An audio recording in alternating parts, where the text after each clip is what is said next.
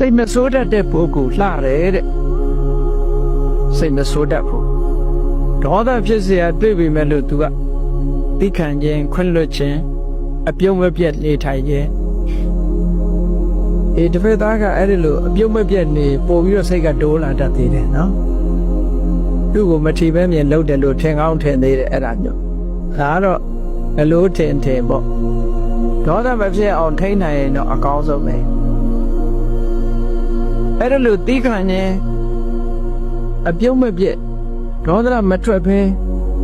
ဒီလိုဒေါသကိုချုပ်တီးဆောင်စည်းခြင်းဟာဘဝစတိုင်းမှာ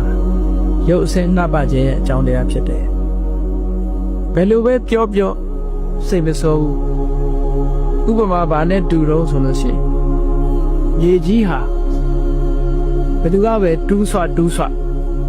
ရေကြီးကတုံ့ပြန်ဖို့မလုပ်ဘူးပထဝီသမစိတ်တို့ဆိုတာရေကြီးတဲ့အလားတရံတူတဲ့စိတ်တုံ့လောက်ခြင်းမရှိ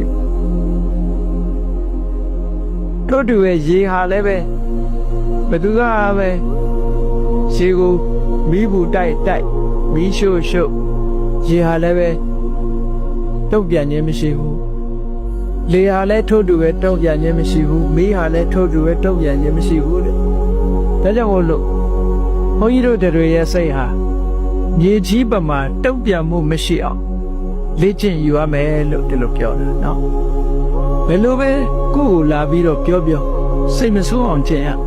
စိတ်မဆိုးအောင်နေရ